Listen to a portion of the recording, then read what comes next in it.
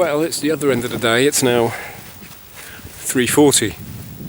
Some 6 or 7 hours after this morning up at East Lomond, which is just over there.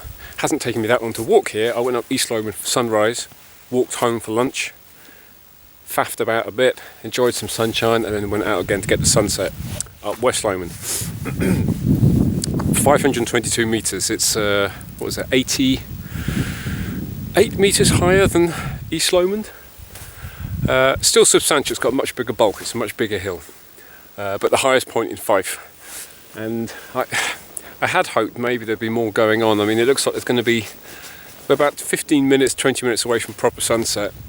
And there's so much cloud coming in from the west. The next system coming in, the end of this cold spell.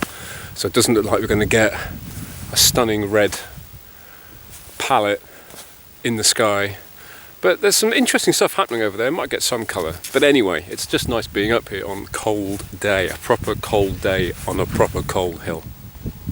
So we do have, though, there's definitely snow in the Grampians over there. Right on the horizon. Which is lovely to see. It's not our first snow of the year, of course. Up there was a healthy dollop of snow in October. Everything's got milder since then. So we'll see which way the season pans out, I guess. I think I said before how I often find that when you get a front-loaded winter, or when you start off with a good November, which I think we did in 2016 actually, you sort of, winter teases you, and it very rarely actually delivers. Was 2018 the same? I'm not sure, but yeah, I mean, I always feel that when you get the cold in November, the winter always seems to be a disappointment, but 2017-18 being the exception to that rule. But generally speaking, I always feel it bears out. 2016 sticks in my mind of having lots of good snowy walks, snowshoeing in the Cairngorms, at Dromocta up that way, up near Dalwhinnie, in November, and then it just all went to pot. So obviously you don't want to jinx it, you don't want to say, I'm scared to say it, but surely it can't be worse than last year. But then I said that last year, I think we all did. I think we all said, good God, it can't be worse than 18-19. And then 19-20 was dire, wasn't it? It was awful. And then we got the snow, of course, and then none of us could actually get out to enjoy it because we all got locked down.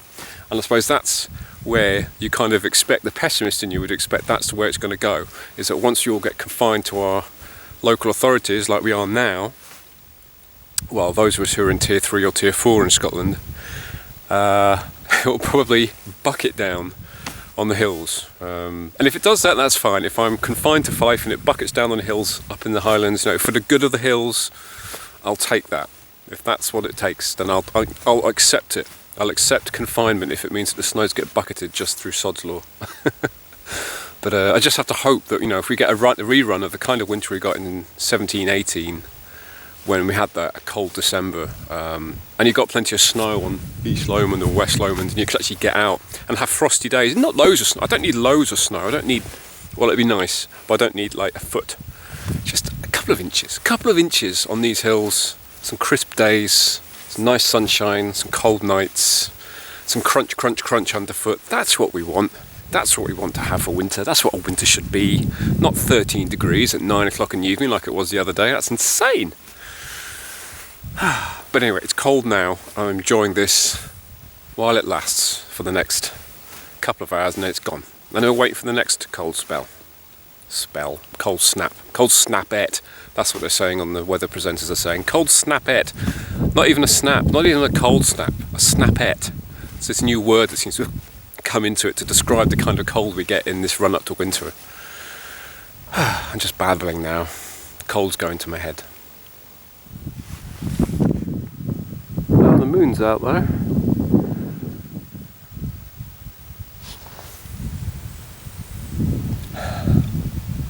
There's that. I don't know if it's actually me, but there's a lovely, I hesitate to say it's lovely, but that damp smell.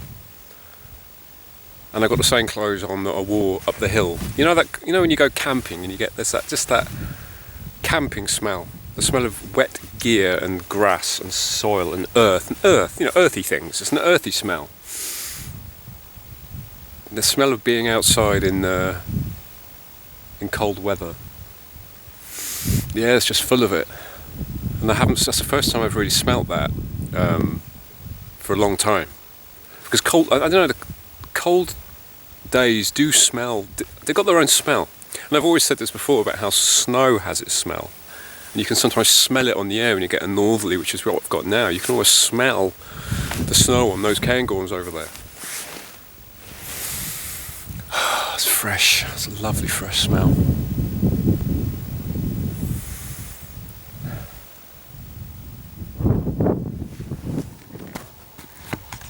Well, we're getting a bit of colour. That's looking over to Hill End in the Pentlands across Edinburgh. Yeah,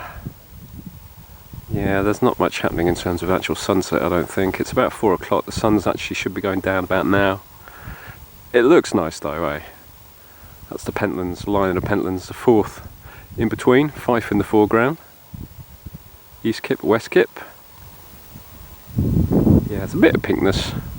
Hardly the most stunning sunset, but my goodness, it's nice to be out.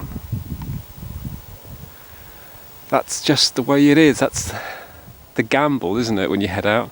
It's always a joy to be out, of course, but if you head out with the express intent of actually seeing an amazing sunset from a high vantage point, you never really know whether you're going to get something great. Depends what the weather's doing.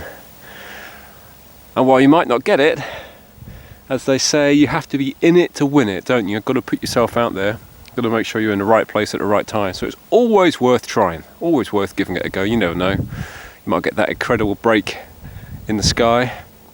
Or you might, as I got up on East Lomond 2 weeks ago actually, almost exactly to the day. The fog came in, couldn't see the top, and when I got up to the top it was still in cloud. You think, well, maybe if I sit around for 10 minutes or so, maybe it'll clear. Not thinking it was going to, but then it did. In the space of 5-10 minutes it completely cleared, and the views were astonishing. Swirling cloud, just the most incredible views above the cloud, and it all cleared just for sunset. For 50 minutes it was like that. The most incredible light show. I mean, this footage here, this is all sped up to show the flow of the cloud, but it did this for about 50 minutes, and then just as the colours were fading, the cloud came swooping in again over the hill, and that was it. It was in cloud again for the whole night. It's, you know, you gotta try it sometimes. You gotta give it a go. Sometimes you win, sometimes you lose, but it's always great being out, and you never know what might happen if you're in the right place at the right time.